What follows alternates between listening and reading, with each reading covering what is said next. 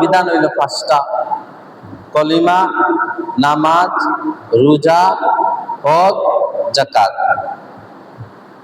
তাহলে প্রথম বিধান হইল অমুসলিমটা কি মুসলিম হইলে কলিমা পড়িয়া মুসলমান হওয়ার পরপরই তার উপরে নামাজ পড়া কিতা ফরজ। এরপরে নামাজের পরে রোজা, এরপরে হজ, এরপরে যাকাত। তাহলে পাঁচটা খাত আছে। শুধু নামাজ যদি আদায় করে নিতাম পারি আমরা, তাহলে আমরার যে দায়িত্ববোধ শেষ হয়ে গেছে তা নাই। আমরার মধ্যে অনেক কিছু আছে, এইগুলারে আপনি আমি আত্মীয়া ধরতে হইব। অনেক কিছু আছে, এইগুলারে আপনি আমি আক্রিয়া বেশি বেশি করে ধরতে হইব। শুধু নামাজ পড়ে একজন মানুষ সংশোধন হয়ে যাবে, ইসলামের ভিতরে দাখিল হয়ে যাব তা নাই। কিন্তু নামাজও সারা যাইত নাই। এর কারণে আল্লাহর হাবিব মুহাম্মদ রাসূলুল্লাহ সাল্লাল্লাহু আলাইহি সাল্লাম ফরমায় যে আমি যা কইয়া গেছি তা মানা, আর যা নিষেধ করিয়া গেছি তা না করার নাম হইল গিয়া ইসলাম। আল্লাহ রাসূলের নিষেধ করছেন যে তুমি রচনা করিও না, তুমি জুলুম করলাই মানুষের উপরে, 5 ওয়াক্ত নামাজ পড়লাই জুলুম করলাই হইল না। আল্লাহ রাসূলের কইছেন তুমি হাত দিয়া কোনো মানুষে আঘাত করিও না, তুমি 5 ওয়াক্ত নামাজ পড়লাই মানুষে আঘাত করলাই হইল না। আল্লাহ রাসূলে কইয়া গেছেন জবান দিয়ে মানুষে কষ্ট দিও না, এই 5 ওয়াক্ত নামাজ পড়লাই, হজ আদায় করলাই, যাকাতও দিলাই, জবান দিয়ে মানুষে কষ্ট দিলাই, রাসূলের কথার উপরে রইছে নি? অটল রইছে না। 5 ওয়াক্ত নামাজ পড়লাম, অন্যের ক্ষতি করলাম, অন্যের সম্পদ গ্রাস করলাম, এটা বিধিবিধান হয় না। যাই হোক, একটা কথা সব সময় আমি কই যে ছোট আমল যে কোনো সময় ছোট করিয়া দেখা যাইত না, আর ছোট কর্ম, এই দুইটা জিনিস কোনো সময় ছোট করে দেখা যাইত না। 1 নাম্বার ছোট ব্যবসা কর্ম, 2 নাম্বার কোন ছোট আমলে ছোট করিয়া দেখা যাইত না। তাহলে রাসূলুল্লাহ সাল্লাল্লাহু আলাইহি সাল্লামের জীবনে বিধিবিধান যদি আমরা মানতে হয়, রাসূলুল্লাহর জীবনী যদি আমরা শামাইলে তিরমিজির মধ্যে ঢুকাই, আল্লাহ রাসূল সাল্লাল্লাহু আলাইহি সাল্লাম খানা খাওয়ার সময় কিতা কইছেন? বিসমিল্লাহ পড়তো। বিসমিল্লাহর বিধিবিধান ইনো 5টা আছে। বিসমিল্লাহ পড়া খানা খাওয়ার পূর্বে মুস্তাহাব। এখন আমরা কয়জনে বিসমিল্লাহ খানা খাওয়ার সময় বিসমিল্লাহ পড়ি? কোন উলামায়ে কেরামদের মতামতে আইছে বিসমিল্লাহ পড়া আবার সুন্নত। আবার কোন কোন উলামায়ে কেরামগণ কইছেন কোন এক সময় বিসমিল্লাহ পড়া আবার ওয়াজিব। তাহলে কথা পাইলাম আমরা কয়টা? 3টা। উলামায়ে কেরামরা কইছেন বিসমিল্লাহ পড়া মুস্তাহাব। আবার কিছু কিছু উলামায়ে কেরাম কইছেন খানা খাওয়ার পরে বিসমিল্লাহ পড়া সুন্নত। আবার কিছু কিছু উলামায়ে কেরামরা কইছেন কোন এক সময় বিসমিল্লাহ পড়া ওয়াজিব। এবং কোন সময় ওয়াজিব, কোন সময় মুস্তাহাব, এই 5টা মাসলা আছে খানা খাওয়ার। কয়টা মাসলা? শামাইলে তিরমিজির মধ্যে আইছে ইনো খানা খাওয়ার পূর্বে 5টা মাসলা আছে খানা খাওয়ার। এখন আমরা 5টাই বাদ দিলাম, একটুই আপনি আমি পড়ি না, একটুই আখিয়া ধরি না। কয়জন মানুষ আছে খানা খাওয়ার সময় বিসমিল্লাহ পড়ে? এটা একটা আমলের ভিতরে, শুধু আমলের ভিতরে না, এটা বরকতের ভিতরে। আর আপনি যদি বিসমিল্লাহ খানা খাওয়ার সময় বিসমিল্লাহ পড়েন না, আল্লাহ রাসূল সাল্লাল্লাহু আলাইহি সাল্লামে ফরমায় যে আপনার সাথে শয়তানে খাবার খাইব। এই যে আপনার সাথে শয়তানে খাবারটা খালি, এটা কিভাবে বা করবা, এটা পদ্ধতি কিতা? ও উলামায়ে কেরামরা 5টা মাসলা মতামত করছেন। 1 নাম্বার কইছেন যে সম্মিলিতভাবে খাওয়া, যখন আমরা 5 জন অথবা 10 জন এখানে বই আমরা খানা খাইমু সম্মিলিতভাবে, তখন বিসমিল্লাহ উচ্চ আওয়াজে পড়া মুস্তাহাব। কথা সুবহানাল্লাহ। বুঝতে পারছেন? আমরা অনেক সময় আমরা কোনো দাওয়াত বই অথবা কোনো অনুষ্ঠানও বই, 5 জন এখানে যদি বই, যে কোনো একজনে সম্মিলিতভাবে খানা খাইলে আমরা উচ্চ আওয়াজে বিসমিল্লাহ পড়া মুস্তাহাব। কেন? ওই যে উচ্চ আওয়াজে বিসমিল্লাহ কইছি আমি, হওয়ার কারণে আরো 5 জনের স্মরণ নাও থাকতে পারে, আমি হওয়ার কারণে 5 জনের স্মরণ করিয়া খানাটা খাই। এর কারণে সম্মিলিতভাবে খানা খাইলে বিসমিল্লাহ উচ্চ আওয়াজে বলা মুস্তাহাব। আমরা না সময় দেখো আমরা হুনাইয়া কর, দেখো বিসমিল্লাহ পড়তো খানা খাই যে আমরা আবার হুনাইয়া কর, এটা আসলে ভুল ধারণা। আপনি হয়তো জানইল না বিসমিল্লাহ, পারইল না, স্মরণ নাই, কিন্তু আরেকজনে পড়ার কারণে আপনার এটা আদায় হয়ে গেছে।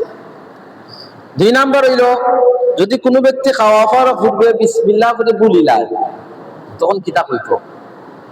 আছে না, আমরা খানা খাই, অনেক সময় স্মরণ থাকে না, পেরেশানি তারা নাই, আমরা খানা খাওয়ার সময় বিসমিল্লাহ করা বলিলাই। ও তখন কিছু কিছু উলামায়ে কেরামরা কইছেন বিসমিল্লাহ করা ওয়াজিব হয়ে গেছে তার উপরে। এই সময় তার লগে শয়তানে খানা খাত, বিসমিল্লাহ না পড়ার কারণে তার সাথে শয়তানে খানা খাত। এই খানাটা কিভাবে বা করবা? অসময় কোন উলামায়ে কেরামরা কইছেন, কিছু কিছু উলামায়ে কেরাম বিসমিল্লাহ পড়া তার লাগি ওয়াজিব। আল্লাহর হাবিব মুহাম্মদুর রাসূলুল্লাহ সাল্লাল্লাহু আলাইহি সাল্লামে ফরমায়, কোন ব্যক্তি যদি খানা খাওয়ার পূর্বে বিসমিল্লাহ পড়া বলিলায়, তাহলে আল্লাহ রাসূলের শিক্ষা দিয়া গেছেন সামাইলে তিরমিজির মধ্যে, আপনি মাঝখানো খানা খাওয়ার সময় যদি আপনার হঠাৎ স্মরণ হয় যে আমি খানা খাওয়ার শুরুতে আমি বিসমিল্লাহ পড়ছি না, তাহলে একটি দোয়া আছে, ওই দোয়াটা যদি আপনি পাঠ করেন, আপনার সাথে যেই পরিমাণ খানা খাইছে শয়তানে, ওই খানাটা সে উগলাইয়া খানাটা বের করে দেখো, সুবহানাল্লাহ। এই দোয়াটা হলো বিসমিল্লাহি আউয়ালু ওয়া আখির। হয়তো আপনি বরকত পাইতা নাই বিসমিল্লাহ না পড়ার কারণে, কিন্তু আপনি মনে করেন 2 মিনিট ধরে খানা খাইছেন, 2 মিনিটের ভিতরে শয়তানে যা খানা খাইছে, ও কিছু উলামায়ে কেরামরা বলেন বিসমিল্লাহ পড়া এই সময় ওয়াজিব। আপনি যখনই সঙ্গে সঙ্গে বিসমিল্লাহি আউয়াল ওয়া আখির কইবা, আপনার সাথে যে শয়তানে খানা খাইছে এটা সে উগলাইয়া এই খানাটা বের করে দে। কত বড় কথা, সুবহানাল্লাহ। কারণ আপনার শত্রুর পেটে আর খানাটা রইছে না, আউয়াল ওয়া আখির বলার সঙ্গে সঙ্গে সে খানাটা বের করে দিছে, কিন্তু বিসমিল্লাহর বরকতটা আপনার গেছে কি? এর কারণে আমরা খানা খাওয়ার সময় বিসমিল্লাহ বলতাম, কিন্তু আল্লাহ রাসূল আরেকটা কইছেন যে বিসমিল্লাহ ওয়া আলা বারাকাতিল্লাহ শব্দটা তুমি ব্যবহার করো। এখানে কইছে বিসমিল্লাহ বলে জাস্ট এনা হইব, কিন্তু ওয়া আলা বারাকাতিল্লাহ বলার অর্থ হইল যে হে আল্লাহ আমার খানা খাওয়ার মধ্যে তুমি বরকত দান করো, সুবহানাল্লাহ। আমরা খানাত বরকত চাই না, অনেক সময় দেখা যায় তাইনি।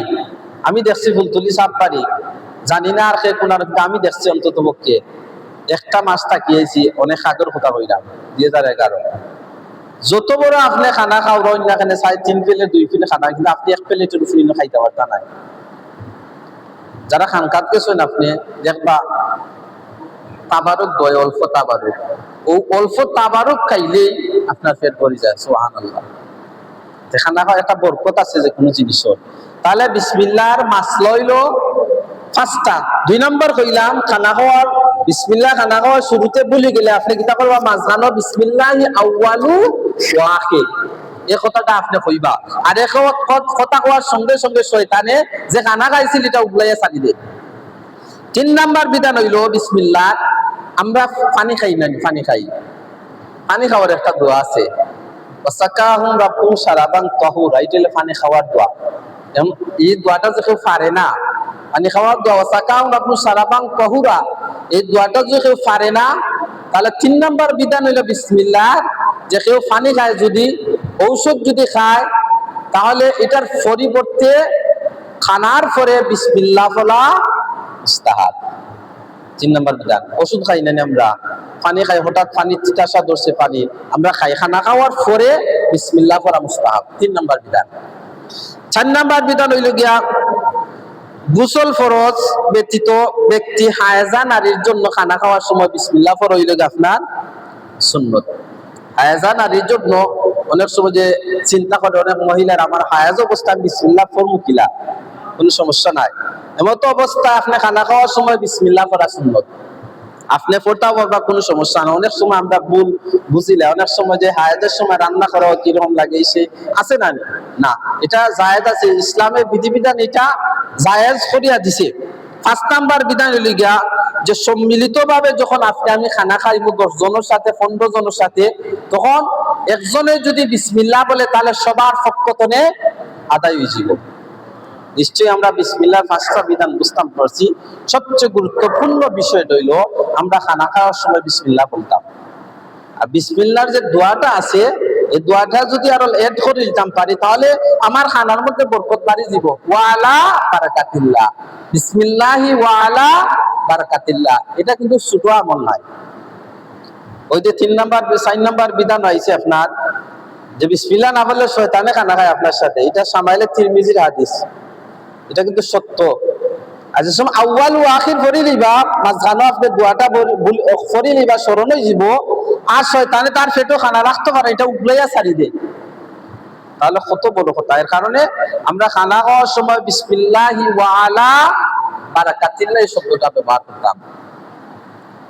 2 নাম্বার অপশন, আমরা যখন খানা খাই, অনেক সময় আমরা খানা খাওয়ার সময় আমরা প্লেট থাকি অথবা পাত লওয়ার সময় দানা পড়ে না নি, আমরা এটা কিটা তুলি না, এটা তুচ্ছ তাচ্ছিল্য মনে করি আজকে আমি না, এটার আপনি বাম হাত দিয়ে তুলিয়া প্লেটও তৈবা, আপনি যেই স্থান প্লেট তৈছেন এটা তো অপবিত্র নয়, এটা আপনি তুলিয়া খাইতা। এটা সাহাবায়ে কেরামদের সুন্নত। কিভাবে সাহাবায়ে কেরামদের সুন্নত?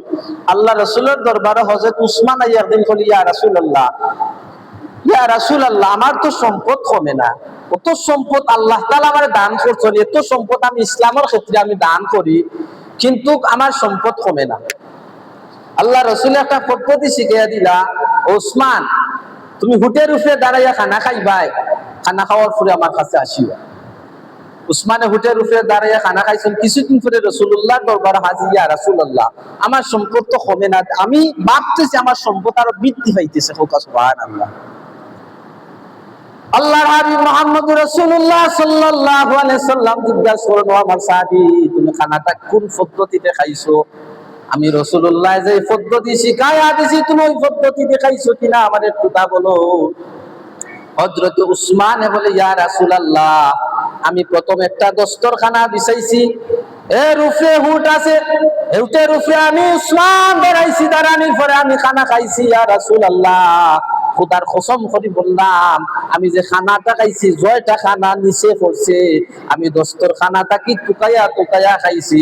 আল্লাহ নবী ফরমায়, ও আমার সাহাবী, কিয়ামত পর্যন্ত যদি তোমার সম্পদে তুমি দান খয়রাত করো, তারপরে তোমার সম্পদ কমত নাই, আল্লাহ পাক রব্বুল আলামিন তোমার বরকত দান করবা। হোক সুবহানাল্লাহ। কারণ হইল আল্লাহ তাআলার দেওয়া নিয়ামত, ওমা মিন দাব্বা ফিল আরদি রিজকুহা, আল্লাহ তাআলা যে রিজিক দান করছে, এই রিজিকটারে সম্মান করার কারণে আল্লাহ তোমার রিজিকের মধ্যে বরকত দিলাইছেন, তোমার সম্পদের মধ্যে বরকত দিলাইছেন, তোমার সম্পদ আর কোন সময় কমত না। হোক সুবহানাল্লাহ। তাহলে আমরা যে সময় খানা খাই, খানা খাওয়ার নিচে পড়ে না, আমরা এটা তুলি না, আমরা এটা অবহেলিত করি, প্রেস্টিজও ধরিলাই। দেখুন জানো, যারা আপনার সেন্টারও খানা খাওয়া যায়, কিছু তৈয়া না আইলে কিন্তু এটা একটু প্রেস্টিজও ধরিলাই, মাংস দুই এক টুকরা মাখাইয়া না তুই আইলে খানাটা প্রেস্টিজও ধরিলাই, আর একজনে হয়তো লাগতো খাইছে, খাইতে মনে হয় খাইছে না জীবনে, এটা প্রান্তিক কথা, একমাত্র শরীয়তের একবারে বিরোধী কথাটা। জানেননি ক্যান্সার রোগের সবচেয়ে বড় ঔষধ কোনটা জানেননি? আল্লাহ পাক রব্বুল আলামিন আপনি আমার শরীরের মধ্যে 70টা রোগ দিয়েছেন, ডাক্তারের সর্বোচ্চ 10টা 15টা সর্বোচ্চ ধরতে পারে, উপরে ধরতে পারতো না। রুহানি, জিসমানি, কলবি, নাফসি অনেক বেমার আজার আছে, ধরতে পারতো না। এই রুহানি, জিসমানি, কলবি, নাফসির বেমার আজার 1 নম্বর ওষুধ, আপনি যখন খানা খাইবা, খানা শেষে প্লেটটারে আপনি ছাটিয়ে খাইতা। সায়েন্স মেডিকেলে কয়, আপনি যখন প্লেটটারে হাত দ্বারা ছাটিয়ে, আপনি আঙ্গুলটা ছাটিয়ে খাইবা, এটা একটা মেডিসিন আপনার লাগে। এটা কিতা একটা মেডিসিন। এটা কিতা করে জানেননি? আমরা শরীরের মধ্যে একটা ফিট আছে, এই ফিটটা বাত মজায়, আর 1 নম্বরে এটার উপরে ঔষধ তৈরি, আপনি যখন আঙ্গুলটা চাচিয়ে খাইবা, এই মেডিসিনে যে আপনার পেটের মধ্যে আপনার খানাটারে মজায়। হোক সুবহানাল্লাহ। এই হাতের মধ্যে আল্লাহ কত বড় একটা মেডিসিন দিছে, কিন্তু আমরা এটা ইউজ করি না। খানা খাওয়ার সময় আগেও আমরা হাতটা দইলাই, কিন্তু হাতটারে আমরা শুষিয়ে খাই না, এটা রাসূলের সুন্নত। 2 নাম্বার অপশন, খানা খাওয়ার প্লেটটার আপনি আমি অল্প পানি দিয়া, এটারে এই পানিটা যখন খাইবো, এটা রাসূলুল্লাহর সুন্নত। আল্লাহ রাসূলের ফরমায়, পানিটা যেই ব্যক্তি খাইবো তার সমস্ত রোগের ঔষধ হিসাবে এটা ব্যবহার হইল। সুবহানাল্লাহ। আমরা এটা ব্যবহার করি না। আমরা তো অনেক বড় বড় ওয়াজ শুনি, বড় বড় ওয়াজ শোনার দরকার নাই। আল্লাহ রাসূলে ফরমায় যে অল্প আমলে মানুষ নাজাত পাইব, আপনি যত বড় জৈন শয়তানের তো বহুত বড় মুআল্লিম আছিল, বহুত বড় মুআল্লিম আছিল শয়তান। কিন্তু আদম নবীর সন্তান, আদম নবীর তাজিমের সেজদা না করার কারণে কিতাব বঞ্চিত হয়ে গেছে। আমরা এত বড় আমলের দরকার নাই। আমরা খানা খাওয়ার শুরুতে, মসজিদে প্রবেশে, আপনার বাথরুমে যাওয়ার সময় কোন দোয়া, কোন সময় কোন দোয়া পড়া লাগে, এইগুলা যদি আপনি আমি আঁকড়িয়া ধরতে পারি, তাহলে মনে হল্লা রাসূলুল্লাহর জীবন দিয়ে আপনি আমি আঁকড়িয়া ধরছি। আপনি সামাইলে তিরমিজি বার করুন, আল্লাহ রসুলের চেহারা মুবারক কিভাবে আছিল, আল্লাহ রসুলের চুল মুবারক কিভাবে কাছিল, আল্লাহ রসুল নখ কিভাবে ফালাইছেন, কিভাবে গোসল করছেন, কিভাবে চুল রাখছেন, সমস্ত জীবনী সামাইলে তিরমিজির মধ্যে আছে। তাহলে এই খানা খাওয়ার পদ্ধতিটা আপনি আমার জানার দরকার আছে কিনা নাই? অবশ্যই আপনি আমার খানা খাওয়ার দরকার আছে। এরপরে সবচেয়ে বড় জিনিসটা হচ্ছে আপনি আমি সালাম দেই না। আপনি মানুষে সালাম দিতে যাই না। আমি প্রায় মানুষে দেখছি যে অপেক্ষা করে হুজুরে সালাম দিতা। আপনারা মাইন্ড করেন না জানি, অনেক সময় মানুষে চিন্তা করে যে হুজুরে সালাম দিতা, আমি তো মসজিদের সভাপতি, রাগ করি না। অন্য মসজিদ আমি দেখছি নাই, বা অন্যান্য মসজিদ আছে, আমি তো মাদ্রাসার সভাপতি, আমি তো সেক্রেটারি, আমারে সালাম দিতা, তাই সালামের অপেক্ষা করেন। ওকা নাউজুবিল্লাহ, উলাইকা লাহুমুল লানাতু সুদ্দা, এই সমস্ত মানুষের উপরে লানত করে, আর এই সমস্ত মানুষ জান্নাতটাকে বঞ্চিত হয়ে যায়। কিভাবে এটা প্রকার? সালাম কালামে মানুষের হিংসা 70টা জিনিস দূর হয়। ইতিমধ্যে সবচেয়ে বড় জিনিস হলো হিংসা, নিন্দা, তাকব্বুরি, অহংকার। আল্লাহ তাআলা দূর করে। সামাইলে তিরমিজি বাহরুকা, আল্লাহ রাসূলের জীবনী দেওকা, আল্লাহ রাসূলের আগে কোন সাহাবী সালাম দিতে পারছে না। হোক সুবহানাল্লাহ। আল্লাহ রাসূলের আগে কেউ সালাম দিতে পারছে না, এমন কোন হাদিস তো দেখাইতে পারতা না যে আল্লাহ রাসূল যে সালাম দিছে কেউ, এমন কোন হাদিস কোন উলামায়ে কেরামরা দেখাইতে পারতা না। আল্লাহ রসুলের কত বড় আদর্শ, রসুলের এত বড় নবী হওয়ার পরে নবী মানুষের সালাম দিচ্ছে, নবীর আগে কেউ সালাম দিতে পারছে। এটা কিন্তু একটা নবীজির মুজিজা। সুবহানাল্লাহ। সকল সময় মানুষের চেঞ্জ ঠিক থাকা নেই যে মানুষের আগে আগে সালাম দিও না, এটা রসুলের একটা মুজিজা কথা। তাহলে আগে আগে সালাম দিলে কি তো হযরত আবু বকর সিদ্দিক রাদিয়াল্লাহু তাআলা আনহুর সাথে আলী রাদিয়াল্লাহু তাআলা সাক্ষাৎ হইছে। হওয়ার পরে আবু বকর চিন্তা করা, মা আমি তো বড় ভাই আবু বকর, আলী দিকে আমার সালাম দিনের কারণ কিটা? সামনাসামনি যখন একবারে কাছাকাছি গেছেন গিয়ে, তখন হযরতে আলী সালাম না দেওয়ার কারণে আবু বকর সালাম দিছেন। এই কথাটা রাসূলুল্লাহর দরবারে রাসূলুল্লাহর খানার মধ্যে গিয়ে পৌঁছে গেছে। আল্লাহ রাসূল হযরতে আলীর আনাইছেন খাইয়া, সাহাবায়ে কেরামরা জিম হিমশিম খাইছেন, আজ কি বিচার হইব, কি জৈব, যে হযরতে আলীর উপরে আল্লাহ রাসূল পায়ার। আল্লাহর হাবিব মুহাম্মদুর রাসূলুল্লাহ সাল্লাল্লাহু আলাইহি সাল্লাম হযরত আলীরে জিজ্ঞাসা করলেন, আলী তোমার সাথে আবু বকরের সাক্ষাৎ হয়েছে কিনা, সালাম কালাম হয়েছে কিনা? ইয়া রাসূলুল্লাহ, আমার সাথে হযরত আবু বকরের সাক্ষাৎ হয়েছে, কিন্তু আমি আবু বকরের সালাম দেই নাই। আবু বকর আমাকে সালাম দিয়েছে, আমি সালামের জবাব দিয়েছি। তাহলে তোমার ভাই বড় ভাইরে তুমি কেন আগে সালাম দেও নাই? রাসূলুল্লাহ চেহারা মুবারক লাল বর্ণ হয়ে গেছে। ইয়া রাসূলুল্লাহ, আমি আর আগের দিন রাতে একটি স্বপ্ন দেখি। আমি স্বপ্ন দেখি জান্নাতের মধ্যে লেখা, যেই ব্যক্তি আগে সালাম দিব, তারে জান্নাতের মধ্যে প্রবেশ করানো হইব। শুধু তাই নাই, যেই ব্যক্তি আগে সালাম দিব, আগে সালাম দেওয়ার কারণে জান্নাতের মধ্যে একটি সিংহাসন আছে, ওই সিংহাসনের মধ্যে তারে বসানো হইব। সুবহানাল্লাহ। আমি আলী মনে মনে ভাবলাম, আবু বকরের মতন আমল তো আমি আলী করতে পারি নাই, সমতুল্য না। ইয়া রাসূলুল্লাহ, ইয়া হাবিবাল্লাহ, আমি আলী মনে করলাম যে জান্নাতের মধ্যে আমি সবার আগে সালাম দিয়া প্রবেশ করব, জান্নাতের মধ্যে সিংহাসনের বসবো। আমি মনে করলাম আমার বড় ভাই হযরত আবু বকর তুই আমি কিভাবে জান্নাতে সবার আগে প্রবেশ করব, সিংহাসনের মধ্যে বসবো। এর কারণে ইয়া রাসূলুল্লাহ, আমি আবু বকরের আগে সালাম দেই নাই। মনে মনে ভাবলাম আবু বকর আমার বড় ভাই, আমাকে সালাম দিয়া উনি জান্নাতে আগে প্রবেশ করুক, এর জন্য আমি সালাম দিই নাই। বলেন না সুবহানাল্লাহ। সঙ্গে সঙ্গে আল্লাহ রাসূলের মুস্কি আসি দিছ। সুবহানাল্লাহ। কত বড় কথা, কত মহব্বত আছে সাহাবায়ে কেরামদের মধ্যে। রুহামাউ বাইনাহুম, তারা রুকআন সুজ্জাদান ইয়াবতাগুনা ফাদলান মিনাল্লাহি ওয়া রিদওয়ানা। সাহাবায়ে কেরামদের এত মহব্বত আছিল, ভালোবাসা আছিল, নিবেদিত প্রাণ আছিল সাহাবায়ে কেরামরা। এর আদর্শ আমাদের মধ্যে নাই। আমরা কিতা করি, সালাম চেষ্টা করি আগে লওয়ার, যে একজনে আমারে সালাম দেয়, আমরা চেষ্টা করি এটা। যে আমরা এখানে চিন্তা করি না যে আগে সালাম দিলে জান্নাতের মধ্যে আগে আমরা প্রবেশ করবো, তারে প্রবেশ করা নিব। জান্নাতের দরজার মধ্যে লেখা, আল্লাহ রাসূল কইরা যে আগে সালাম দিও তারে জান্নাতের মধ্যে প্রবেশ করা নিব। কিন্তু আমরা সমাজ দিয়ে সালাম দেই, আমরা অপেক্ষা করি ইমাম সাহেব সালাম দেননি, অমুক ভাইয়ে সালাম দেননি, তমুক ভাইয়ে আমারে সালাম দেননি, এটা অপেক্ষা থাকি, এটা ভুল। এটা আমরা করতাম না। আমরা সালাম দেওয়ার মাধ্যমে আপনি অনেক কিছু ফায়দা, হিংসা, নিন্দা, তাকাব্বুর, অহংকারী দূর। এক ব্যক্তির সাথে এক ব্যক্তির দুশ্মনী ছিল। রাত্রিবেলা পিছন দিকে এইভাবে একটা অস্ত্র লিয়া তার সামনে গেছে, তার আঘাত করত। ওই ব্যক্তি কি করছে, ওই দুশ্মন ব্যক্তিরে পাওয়ার সঙ্গে সঙ্গে সালাম দিছে।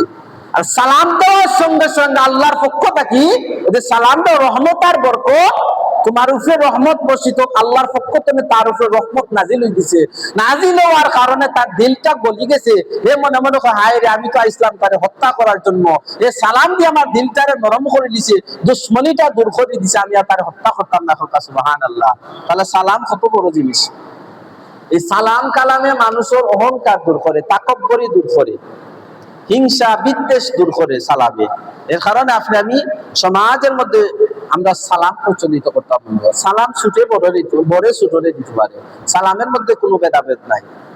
কিন্তু আমরা অপেক্ষা করি, সালামের অপেক্ষা করি। অনেক মানুষ স্বার্থ লাগিয়েও সালাম দেয়। সালাম দেওয়া তোরা টেকার দরকার আছে, আসেনি বালাগুলা। অনেক মানুষ আমারও সালাম দেয় রাস্তাঘাটে। এটা আমি বুঝি, এটা আমাদের স্বার্থ আছে। তবে কিভাবে এখানে সাইকেলে যখন উঠিয়া যায় রাস্তা উঠায়, অনেক মানুষ সালাম দেয়, আমি বুঝতে পারছি আসলে সবের উদ্দেশ্যে সালাম দেয় না, তার বিধিজন হওয়ার লাগে সালাম দেয়। বাস্তব কথা আমি কইলাম, বুঝছেন?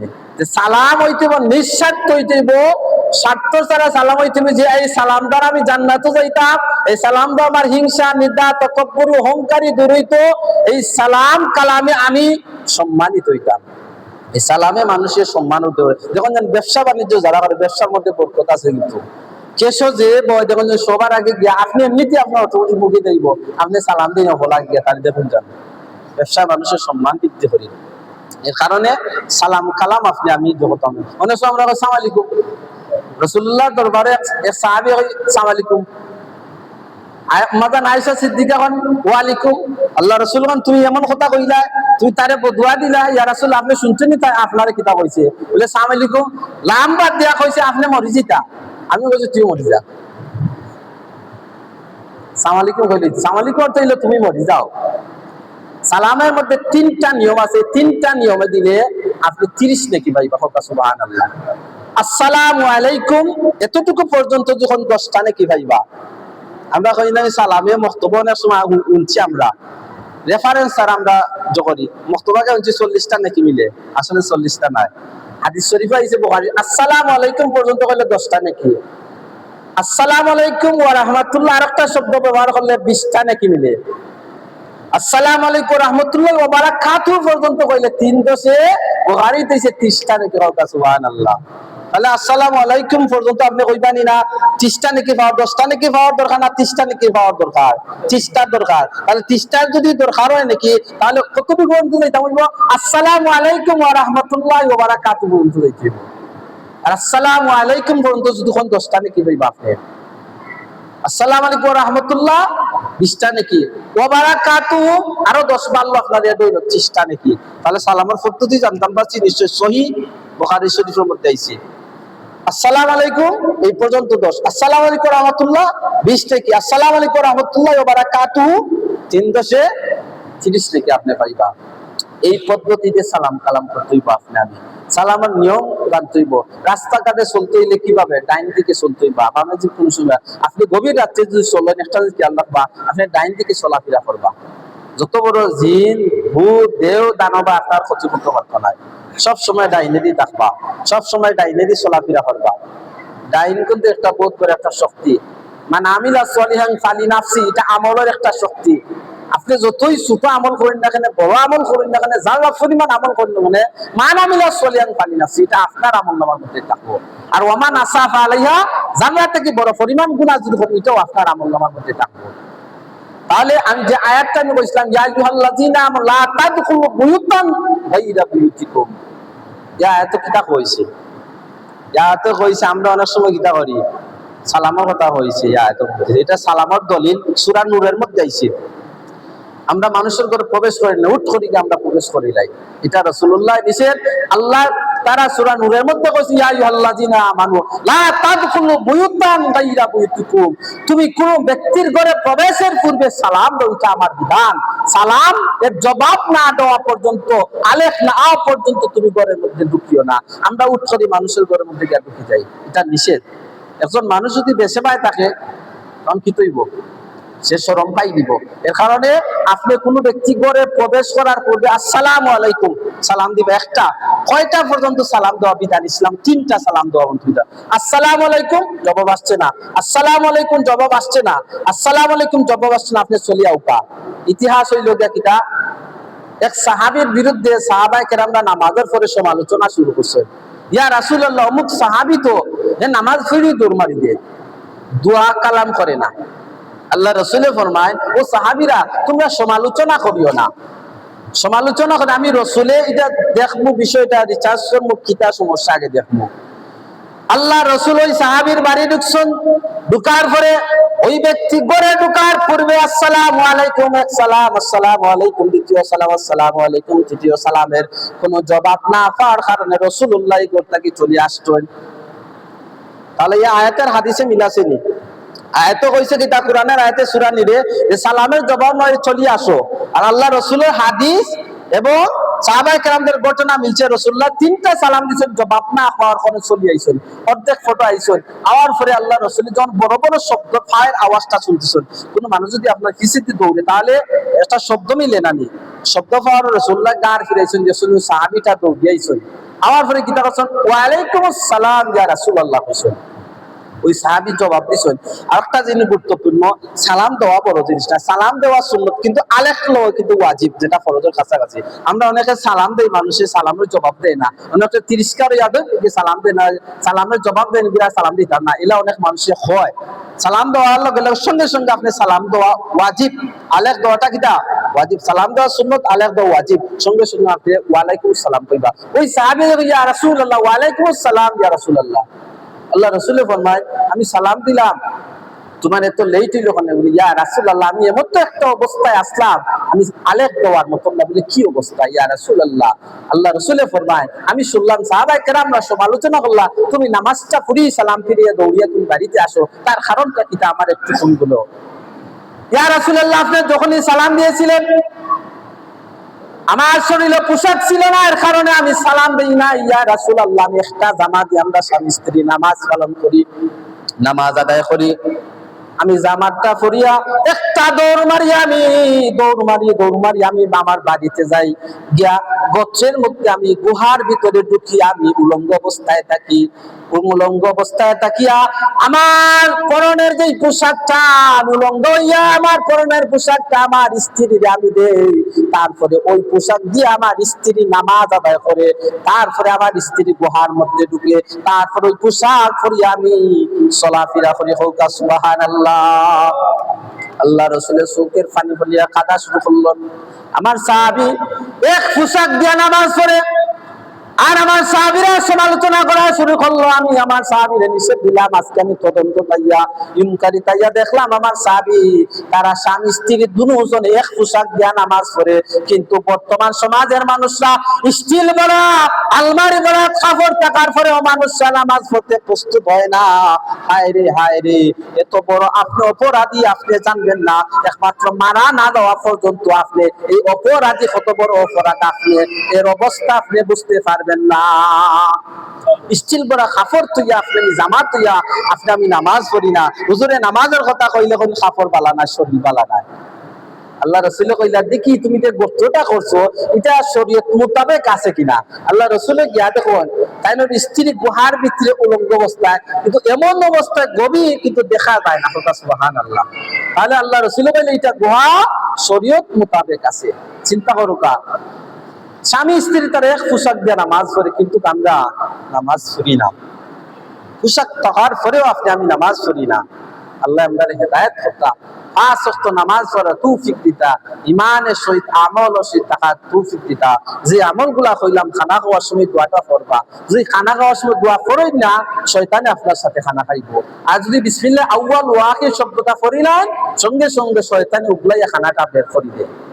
কারণ আল্লাহ কইছেন ওয়ালা তাত্তাবিউ খুতুওয়াতিশ শাইতান, তুমি শয়তানদের স্মরণ করিও না। খানা খাওয়ার সময় দোয়া যদি করেন না, আপনি শয়তানদের স্মরণ করলা। ইন্নাহু লাকুম আদুম মুবিন, আর নিশ্চয়ই শয়তান মানুষের প্রকাশ্য শত্রু। হাদিসের ব্যাখ্যা আইছে যে আমি যখন খানা খাইতাম পারছি না শরীয়ত মোতাবেক, তাহলে শয়তানের আমার শত্রু খানা খাওয়ার দরকার নাই। আউয়াল ও আখির করার সঙ্গে সঙ্গে শয়তানেও কিতা করছে, খানাটা গুলিয়ে চালিচ্ছে। আল্লাহ আমাদের তৌফিক দিতা, ইমানের সহিত আমলের সহিত থাকার তৌফিক দিতা। ওয়া আখিরি দাওয়ানি আলহামদুলিল্লাহি রাব্বিল আলামিন।